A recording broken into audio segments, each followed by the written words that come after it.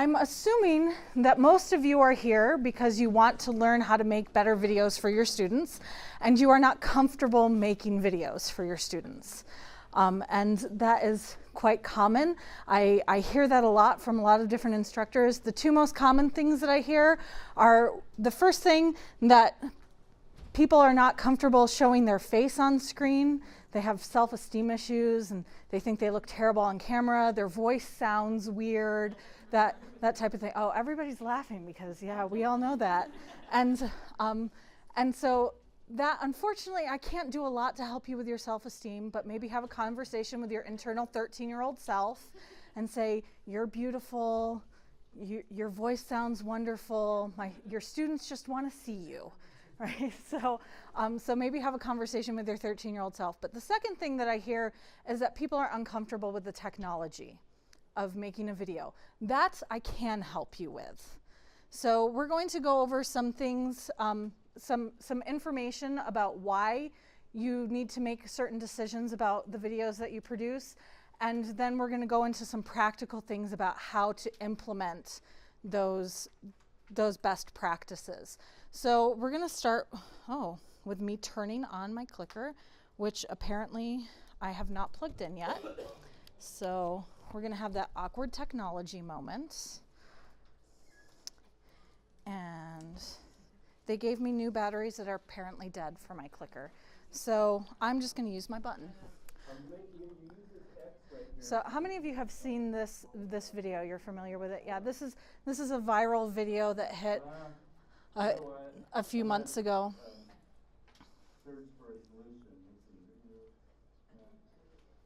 Maybe this guy can help me. There we go. Hey you. Hey, do you think you can help me? I accidentally drew on the screen right here. I don't know what to do. No, a little bit farther down, right there. Yeah, there we go. Oh, that's not working. That's making it worse. I'm not sure what to do here. What's that? Oh.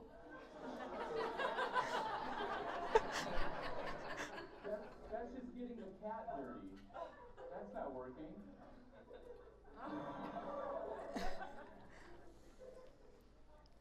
All right. Okay. Yeah. Let's try that. Oh. It's okay. Don't worry about it. I don't know what to do. You have an idea? Oh, okay. Yeah. All right. Okay. Let me try that. Okay. Go grab that.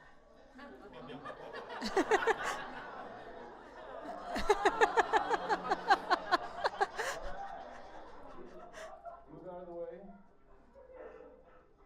Let's see if I can do this.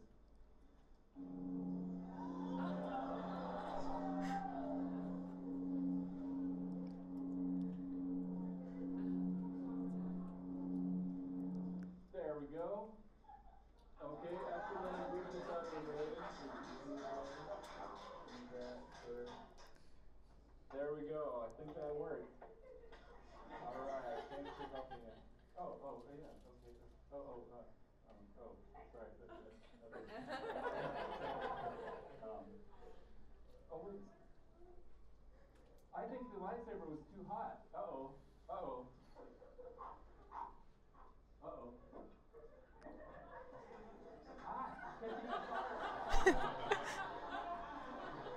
There we go. Finally got rid of it. All right, thank you very much. So my question for you is, why do we like that video? Why do we find it entertaining? Yes. Well, for one thing, it's got people in it. Yeah. Which, that's just a given. But it's multi-layered in terms of what's happening. And so you have to keep watching to keep up. Yeah, I think that's a great observation that it's multi-layered. It's also really engaging. Like, he's really personable in that video, right? And for your videos, you don't have to be that complex. right? You don't have to know how to edit out a lightsaber and have it thrown at you in class, you know. So there are easier ways that you can do that, but it is so important to, I forgot that that is not working. It is so important to engage with your students in a meaningful way. And this study that was done by Columbia University showed that strong interpersonal communication with your students, strong interactions with your students, and even online students, this was both in classroom and online, this study, increased GPAs significantly, right? Like the average GPA 1.87 to 2.67. It is so important for our students to determine their success that we are interacting with them in meaningful ways, even in online classrooms. Because statistics show that students have better success rates when teachers are interactive and involved with them. So how do we do that? This study was done by MIT. They actually studied, I think it was 6.9 million video views to get these numbers. They have online classes that are open to the public, and they looked at the student engagement with those online classes. They had two different types of courses that they were looking at. The first was tutorials. So those are short videos that teach you how to do something. So they're instructional videos. The other one is a lecture video. So it teaches you more about theory and concept, and they're generally longer. And you can see that the tracking of them, so this is lectures, right, the longer lectures, that they actually cropped classroom lectures like we're doing here, that they filmed someone and then cropped it down and posted it online. And engagement was almost at 100% up until the video hit 6 minutes. And then there was a pretty significant drop off. Well, not really that significant. It dropped down to about 95–80% between 6 and 9 minutes. And then after that, there was a significant decrease in how long students viewed videos. So I recommend that you keep your videos at about 5 minutes. And if you have to go longer than that, do not go over 9 minutes. If a student sees that a video is 10 minutes long, they won't watch it. This other one was really interesting.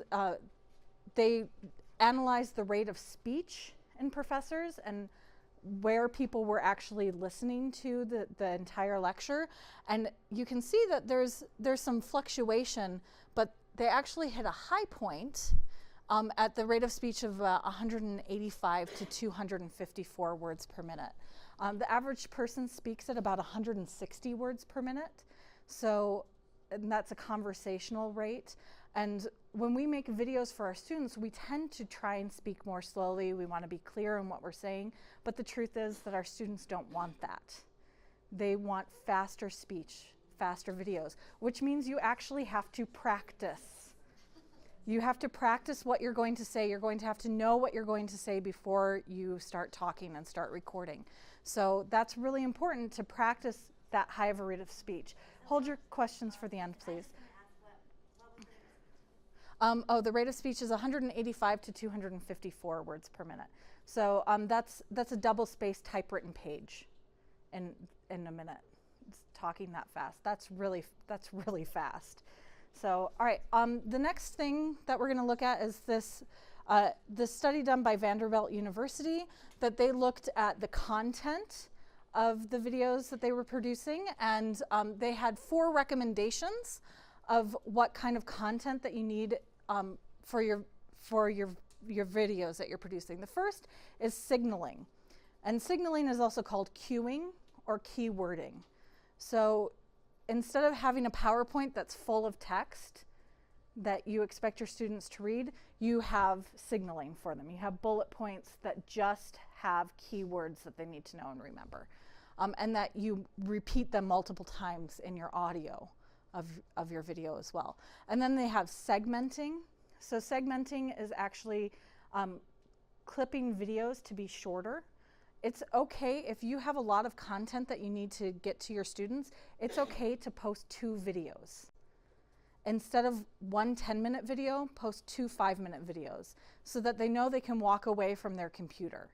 So after they watch the first video, they can go take care of the crying 2-year-old, or they can go get a snack, or they can maybe take a quiz, or work on an assignment, or email a professor. So they can walk away from it. They feel they have permission to walk away from after a shorter video.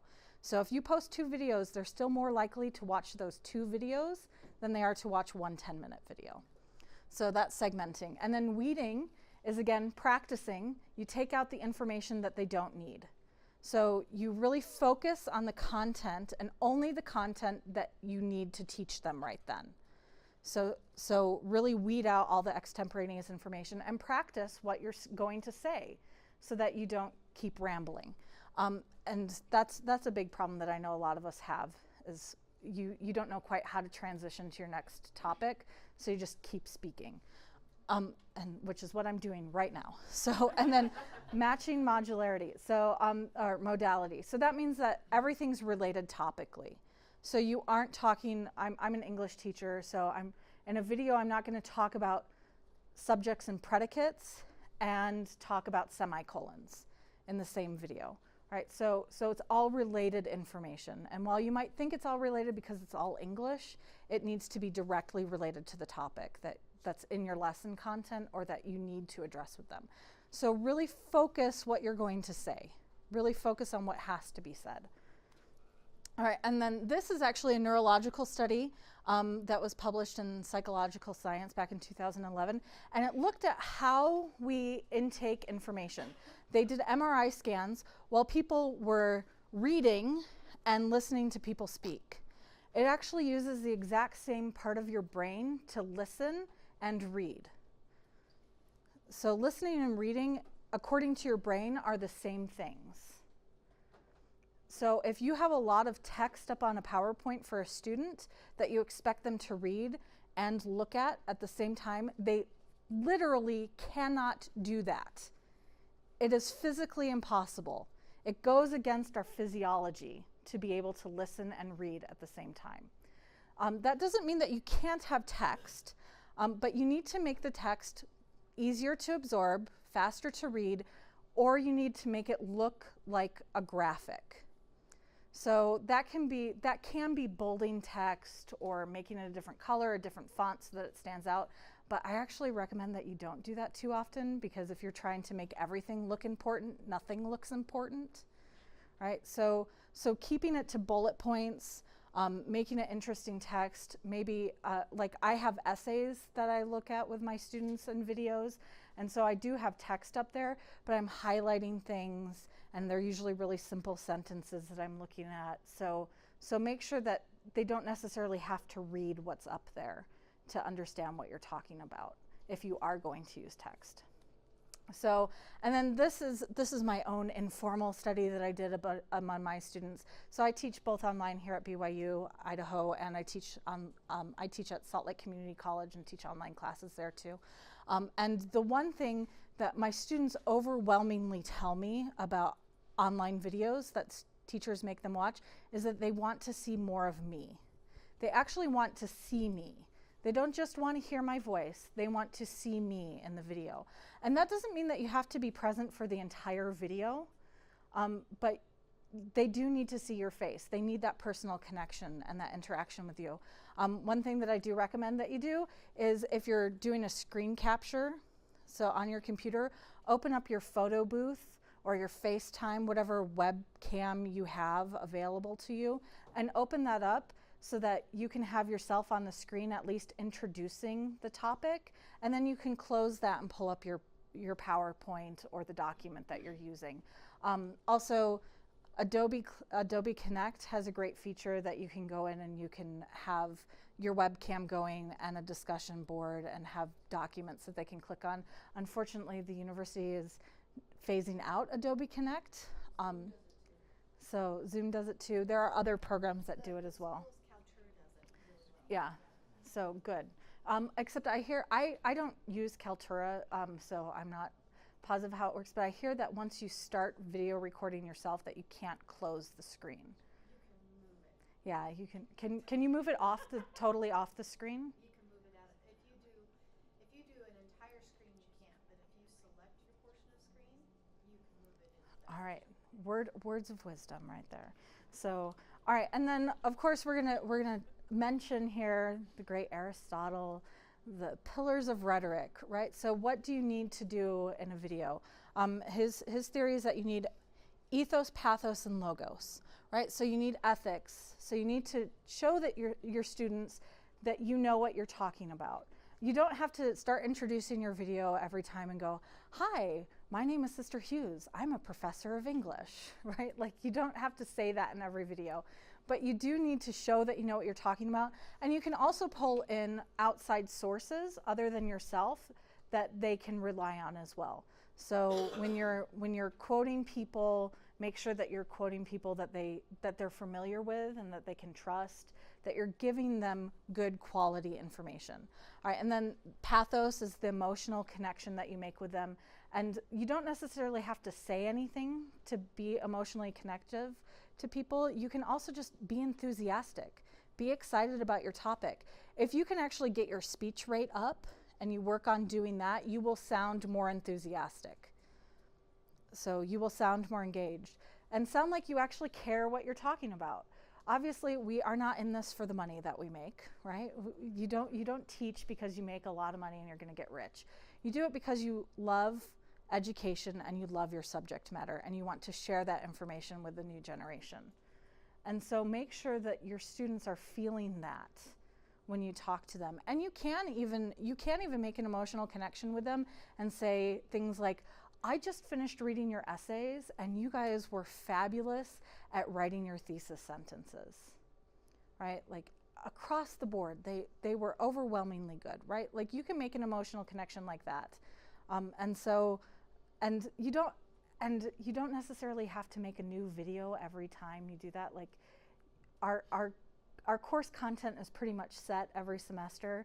And so if you make a video that says, "I just finished reading your essays," and you're posting it the next year, you've still just finished reading their essays again, right? So you can say things like that and refer to that. You don't need to make new videos every semester. But they do want to feel like you are talking to them individually. So, and that's part of that emotional connection. And then logic, right? That's the type of information that you're giving them. And that you sound logical in what you're saying, that you're organized, that your information is correct, and that you know what you're doing, right? Like, so all of these are kind of interrelated, but make sure that you have a logical progression to what you're saying in your videos. So, all right, so we're going to talk about some types of engagement that you can do. So what types of videos are you doing? A lot of you have probably already done a welcome video that you post for your classes. I highly recommend that you post for each course that you teach, that you have a different video for your welcome so that you can specify which course you're addressing. It doesn't have to be for each section in each class, but just for each course. You can also do a tour. Especially if you teach in pathways, this is a really, really great way to get your students more comfortable with the online mode of learning. And so, and there's already a video tour that the university has given about how to navigate through iLearn, but just give them a quick tour of the things that you like, that you think are important. I actually did that for my students a couple of semesters ago, and I showed them the assignment calendar. And they were amazed. No one had ever noticed it before. I was like, how can you have gone this long and not know that your due dates are on your homepage? Like, but they weren't aware of it. And I showed that to them, and I did it a couple of weeks into class. I actually had an increase in the number of on-time assignments from doing that. I actually had a student who said, "Where are the announcements?" And I said, "Well, when you log in, they're here." And he says, "I don't have any." He had neglected to hit the little arrow to show all of the announcements. Yeah, so showing them things like that, making sure that they know what the landing page is supposed to look like. Those are all really important in the tour. You can also use existing media. You don't have to produce all of your own media for this. The university, if you go to videos.byu-i.edu, you can search for tons of videos that are already posted that you can use. You can get if you want to post a conference talk, go to lds.org and you can actually embed the conference talks directly in there. If you want to post a Mormon message, you know, if you have a professor that you know from a different university that has done something amazing on YouTube already, use that and establish them as an ethical source. In fact, I do that for my for the last essay that they have to write for English 106 is a personal narrative, and I have a good friend who teaches at the Dana University, and he's done a wonderful personal narrative and posted it on YouTube. And so I pull that in for my students and show that to them so that they know what a personal narrative is supposed to sound like. So those are, using existing materials saves you a lot of time. And it also gives diversity to the content that you're sharing. So, all right, and then there are also lesson tutorials. So if you have common things that you know that students are going to struggle with, doing a short tutorial video. I do this every semester. The first video I post for my English 106 class is I post a video about identifying subjects and predicates. And so I just walk them through that so that they know what that looks like. And it's amazing, they start understanding where to put commas in a sentence because they can suddenly identify where subjects and verbs are. And not every student is going to watch every video, especially because they're on the announcement page and so they don't think it's required content. But the students that do watch it, it does make a big difference. You can also give group feedback. So if you have just finished reading all the essays, or maybe you went over the test and you see, if you're a math teacher and you see that people are not understanding pi, I don't know, I'm not a math teacher. Do any of you even teach about pi? Yeah, you do? Okay, good. So, and you see that they don't understand pi, so you want to do a quick tutorial video just explaining what pi actually represents. Dessert. Yeah, and then eat a pie at the end. There's your emotional connection with them. Everybody loves pie. So anyways, but yeah, you can do short tutorial videos that are feedback, and you can say, I saw that on the last test, a significant number of people struggled with this issue. So I'm going to address it now. So group feedback like that is really good. Individual feedback, iLearn 3 allows us to do video feedback and embed it in our feedback. It is recommended that we don't actually, at the bottom of the feedback text box, there are 3 buttons that you can add a document, do an audio recording, or do a video recording. Please actually do not use those buttons. The students have a lot of trouble figuring out where they post to, and they don't always work. So record your video using screen capture or whatever, and then you go to up on the toolbar of the feedback box. There's something that has like a little play button and a little pause button, and you can actually embed a document or a video directly into the feedback box. And then they can just go to their feedback page. They don't have to like open up all their gradebook to get that feedback. The hyperlink is right there. And so they can just click on it and get it that way. So, and that's great. I actually had someone in my TLG group last semester that she did what she called 1-minute speedback feedback. And so she'd fill out the grading rubric, but then she'd do just a really quick 1-minute video saying something that the student needed to work on and saying something that they did really well. And that was her feedback. And a lot of her students really liked that. Some of them wanted more, and so you have to know what your students want and need. And then live discussions. So you can have live discussions, you can have web meetings with your students, and you can record them so that the students who can't attend can view it later. I'm actually trying this with one of my discussion boards. I haven't done this for a discussion board yet, but in Lesson 13 this semester, I'm actually hosting a live discussion board about our readings. And so ask me in a couple of weeks and I'll tell you how it goes. But there are different ways to do that. You can also post in iLearn on the discussion boards.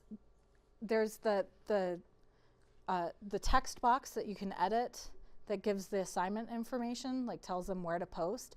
You can actually post a video in there. You can embed a video and it shows up on all of the discussion boards.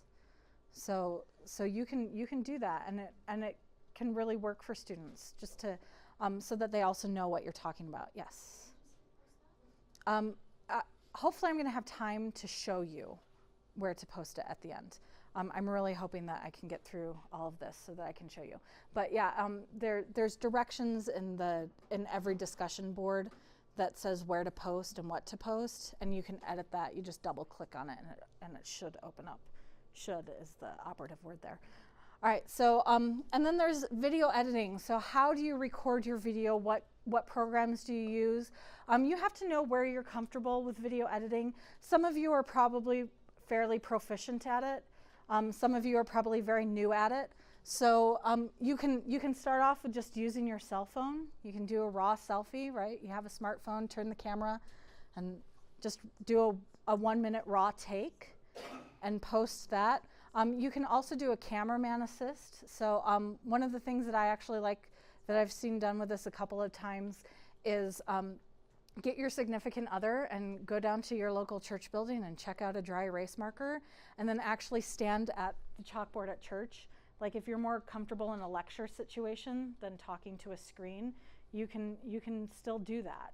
I do recommend that you zoom in as close as you can. So don't use the whole board, use a smaller section of it so that they can really see your face when you're talking to them.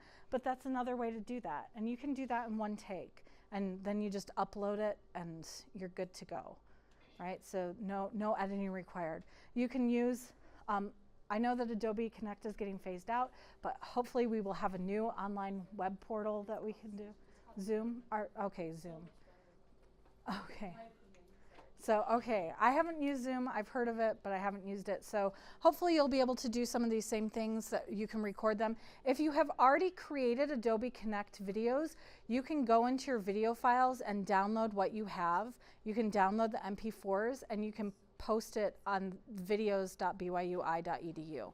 So you don't have to lose the Adobe Connect videos that you've already made. So you can download those and repost them. Or if you want to do a couple of videos now for next semester in preparation for that, and you don't want to have to learn how to do Zoom while you're trying to record the videos, you can do them now in Adobe Connect. But the links will no longer work. So you cannot just link to the video. You actually have to download it. So, all right, and then there's also screen capture. So the university gives us Kaltura. You can use QuickTime. There's a lot of different things that you can do. Just do a quick web search about video capture, screen capture, right? And you can do that. Then you have editing software. Camtasia is actually a very affordable program, and it's very user-friendly. You just have 2 audio tracks and 1 video track. And it costs, I think it's like $60 for the program when you use your education discount. So it's actually really affordable, very user-friendly program to do. If you're a little bit more comfortable with video editing, you can do something like Adobe Premiere, and there are educational discounts for that as well. I'm not sure exactly what it costs through the BYU-Idaho bookstore to purchase a subscription to Adobe Premiere, but it is there, and you do get an educator discount. And anytime that you purchase software, make sure that you use your educator discount, and also claim it on your taxes, right? Don't forget about those things. It's a business expense.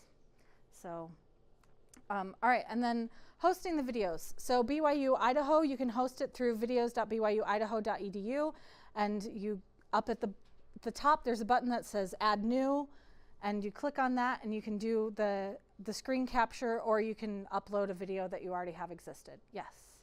Issue that I've encountered with Kaltura, because I love Kaltura, but my international students cannot access Kaltura. Yeah. So I'm not really sure. And I'm going to get to that in just a second. So, all right, you can also, Adobe Connect as a URL, and you can embed it in an iframe. So if you know anything about web scripting and how to build an iframe, you can do that. It's also something that you can easily search. So you go to the text box, and down at the bottom you see those 2 little brackets, and it gives you the HTML scripting. You can actually embed a video just using a link that way.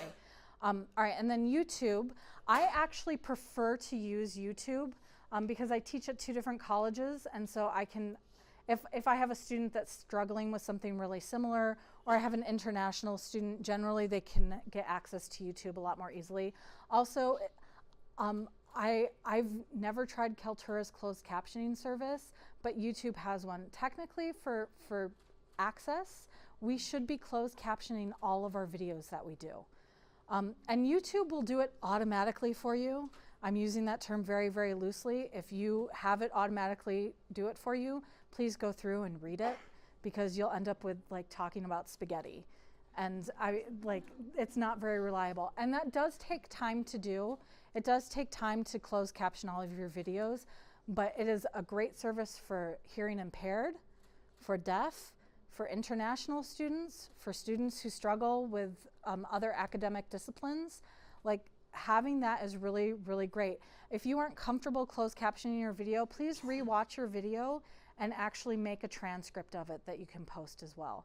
And because the videos that we're posting aren't necessarily required for our class to view, I don't know if we're legally bound to close caption them, but I do know that there's some legalities that go there too. You should be closed captioning all of your videos. So please. I hear that you can, a media transfer, and that you have to request it, right? You have to email somebody. I've never done it through them, so I can't tell you how to do it. But apparently our wonderful online librarian, if you email her, she can tell you how to do it. So, yeah, I don't, so I know that somebody told me that after my lecture last night, she went home and tried to look through the video tutorials for BYU-I for closed captioning, and it didn't give her any information. Like, she couldn't find a tutorial on it. So, but there's probably some information somewhere. But I just found out that Kaltura actually does that yesterday, so I haven't had time to figure out how to do it. So it's media transfer at BYU-Idaho. So, and I'm assuming that you send them a link to the video that you need closed captioned, and But I've heard, I'm sorry, but I've heard that there's a huge backlog to get things done. yeah. Yeah, so, and we can only do what we can do, right? Like, we can't do everything all at once. And so it's okay, like, yeah, if you're looking for immediate, the best thing is probably to type your own transcript into a document and then post the document below the video. So if you need it right away, that's your best bet.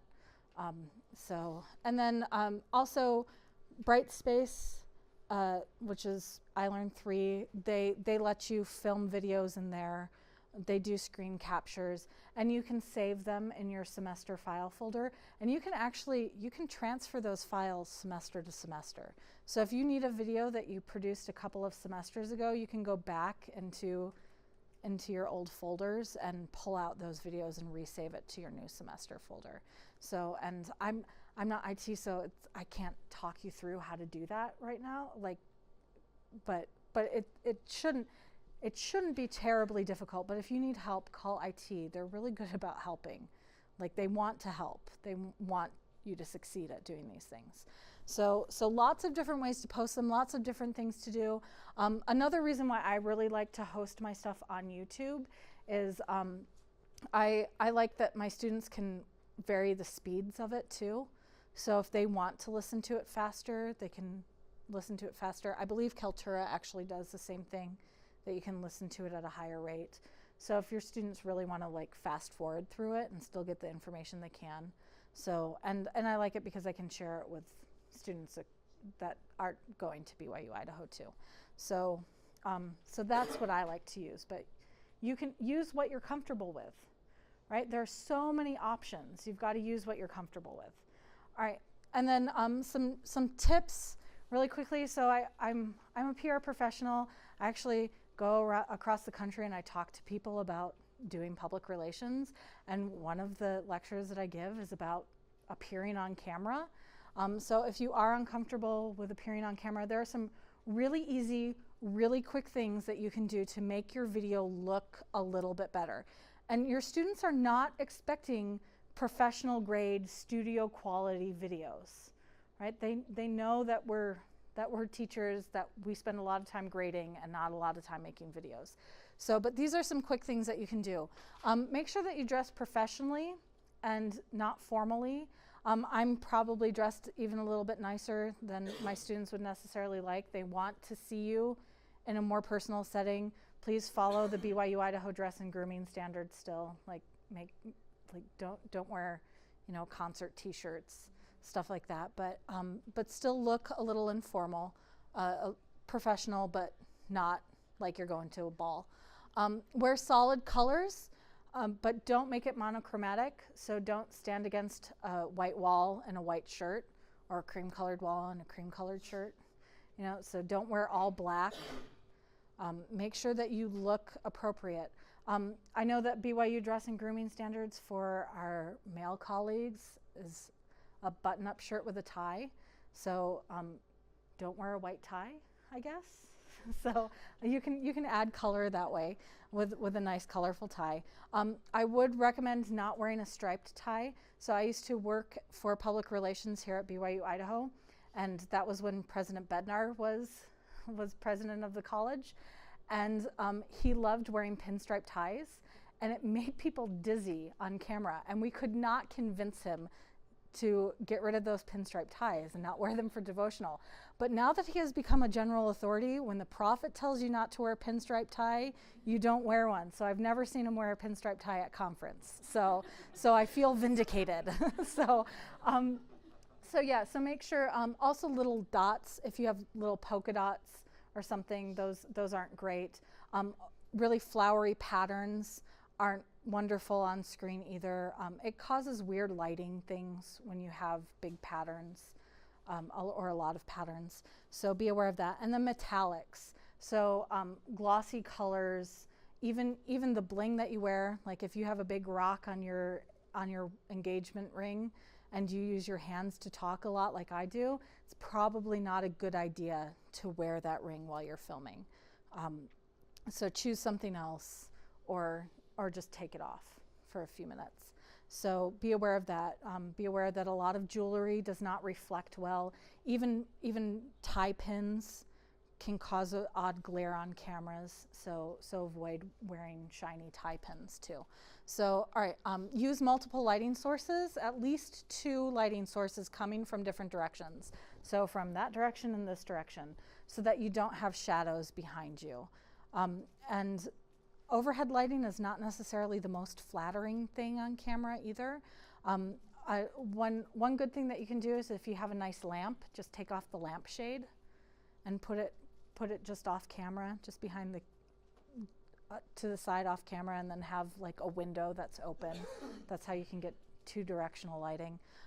So use multiple lighting sources. Avoid stark white backgrounds. So filming against this, sorry everyone online, this actually, having a stark white background can actually blow the colors of your screen so that it looks really, really bright, and then you standing in front of it, they can't see the contours of your face. So unless you're really good at color balancing a camera, avoid standing against a stark white wall. So, and if you do have to stand against a stark white wall, please do not stand like this. You're blocking all the light behind you. It does not matter how many lighting sources you have, you're still gonna have shadows. So just, take a really big step forward if you have to use a white background. So, all right, close-ups are better than wide shots. So the closer up you can get to your face, the better off you are. Don't just show your nose. Be reasonable with that. Use that advice with caution. So, so a box screen. Like, think about a movie that you see. When they do a close-up shot of a celebrity on camera, how close do they get? Like, that's actually ideal for a conversation, is to be that close. But it's okay not to be that close. Like, if you feel more comfortable having a wider shot and you don't want your students to see all your imperfections and you don't want to layer on the foundation, you do what you're comfortable with. So, but just remember, the closer the better. All right, work from a keyword outline and not a script. Scripts do not sound conversational. Keywords do. But you also need to practice. so that you know that you aren't going to get off topic, and so that you sound fairly intelligent when you're talking. Keyword outlines are also really good because you can use them as cue cards, and that goes along with the next one. So look at or below the camera instead of above the lens. Our natural tendency when we're thinking is to look up at the ceiling and think, but that's also what liars do. So in interrogation rooms, you're not supposed to look up because it indicates that you're lying, right? So try not to do that on camera. Make sure that you're looking at the audience that you're talking to.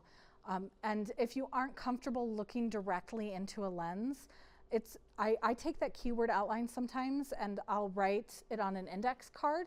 I'll just write the topics that I want to talk about and I'll actually tape it to the bottom of the camera so that I'm looking in the general area of the camera, and I can still see my keyword outline.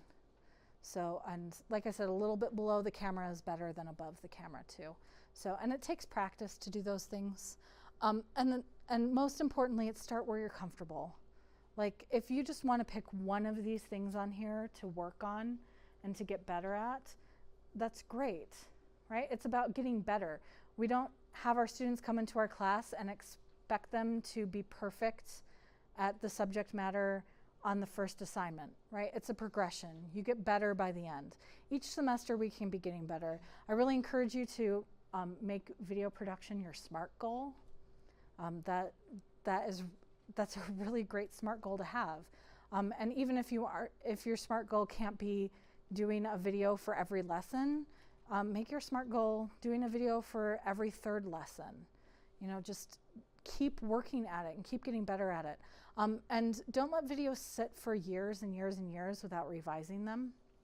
So I'd say 5 years is the max that you should go before re-recording a video. And we do change platforms. We change lesson content. Things change in the courses. So if you let it sit too long, it's going to look odd, and it's going to start looking dated too. And like I did a welcome video and I did it outside my house, and I've moved. So now I need to record a new welcome video, and I'm not necessarily looking forward to that, but hopefully I'll be better at that. Hopefully my new welcome video will be a lot better than the old one. So so cycle through them and redo them. So here are some of my personal best practices for you. Just a quick reference on how you can decide what your best practices are. You're welcome to use these or add to them. So I try and show my face and use my voice. I've not been great at that, which is why I actually get complaints about it, which is how I know it's a problem. So I'm going to have to go back through and re-record a lot of my videos so that I show my face. Make videos specific to each class and course. Like I said, you don't have to do it for each section every semester, but if you teach, like I teach English 106 and I also teach English 301, so I don't use my tour video from English 106 for English 301. So just record different things. Speak directly to students, so know who your audience is. Know that they are not professionals in your field. Know that they might not understand everything. Know that they might be they might be second language learners, right? They might have a disability. Like, know who your students are so that you can talk to them and relate to them and care about them. In fact, this is so important to me. I graduated from BYU-Idaho many years ago, and right before coming here, I went and saw one of my old professors because I know that he cares about me and I care about what's going on in his life. And so you need to do that with your students, and that is so difficult to do online when we never meet them, and half of them don't post profile pictures even though we tell them they have to, right? Like, it's hard to get to know our students. But if you can't get to know them, at least help them get to know you. So use more images than text. So remember that people can't listen and read at the same time.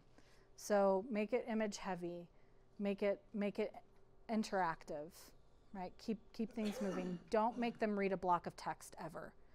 It's all well and good when people put quotations up there and have you read them along with what they're saying. But if you read slower than they're speaking, you've already stopped listening to them and they've lost you. So use more images and text. Teach a lesson that's relevant to the student's grade. So not just that will give them more information, they are much more likely to watch a video that's relevant to their grade. I require my students to use MLA formatting for an essay, so I teach them how to MLA format an essay. And then when I go through and grade, if they don't have MLA formatting, I say, you didn't watch this video. Here's a link to it. Right? So make sure that it's relevant to their grading so that you can go back to it and use it again and again. Or if they still struggle with a concept 3 lessons down the road, you can go back to it and say, I posted this video about this. You really need to review this so that you can keep moving forward. Right? So make sure it's relevant to their grade. Because if it doesn't show up in the grade book, they aren't likely to care about it. And that's an unfortunate fact about a lot of students, but it's true nonetheless. Ask questions or have a call to action.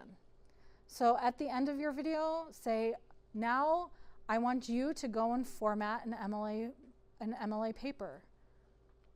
Or if you have any questions, please call me or email me. Post on the Q&C discussion board if you have questions about this topic, right? Leave them with something to do at the end of it. Keep it under 6 minutes. Speak quickly, and then most importantly is embed the video. So don't just put a link to the video in your announcements. Make sure that you're actually embedding the video. That's another reason to use YouTube. Sorry, I feel like I should get paid by YouTube for promoting it so much. And Kaltura does this as well, that you click the share button and it gives you a link, but then you click the file right next to it and it says embed. And it gives you the HTML coding. You just copy and paste it. So please make sure that the video is showing up. And you can do that in the feedback boxes too. So if you do feedback videos, you can embed the video in there too. So just be aware that sometimes if you embed it in the feedback box, depending on where they're looking at it, it might actually take up their whole screen, like the column that they have. So for feedback videos, I actually recommend that you don't embed it, that you put a link, but that's the only time that I ever recommend that you put a link. And that's just because it screws up the frame. So you can adjust the size, but if you don't know what you're doing, you can't adjust the size. So yeah, so okay, so now I have, does anyone have questions that you'd like me to address? Yes.